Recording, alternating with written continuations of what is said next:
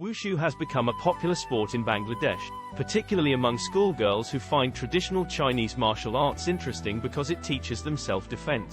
এখানে টিচার আমাদের অনেক ভালো করে গাইড করে, আমাদের প্রতিটা ইভেন্টের বাচ্চাদের একদম বিশেষ করে কেয়ার নেওয়া হয়।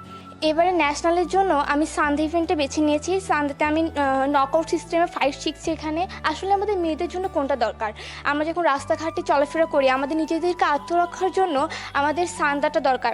উশুতে আমি 4 বছর যাবত প্র্যাকটিস করতেছি। Tai chi player. উশু একটি চাইনিজ মার্শাল আর্ট।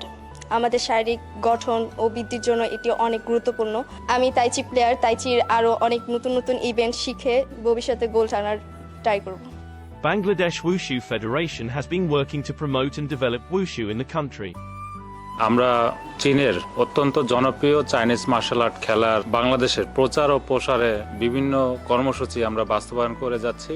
সেই সাথে আমাদের বাংলাদেশে আন্তর্জাতিক মানের খেলোয়াড় যেন তৈরি হয় সে লক্ষ্যে বাংলাদেশ উশু ফেডারেশন ধারাবাহিকভাবে আমাদের প্রশিক্ষণ সারা বাংলাদেশে আমরা অব্যাহত রেখেছি। সেই সাথে আমরা প্রতি বছর আমাদের জাতীয় চ্যাম্পিয়নশিপ এবং ক্লাব কাপ এবং চায়না এম্বাসির সহযোগিতায় আমরা অ্যাম্বাসেডর কাপ আয়োজন করে থাকি।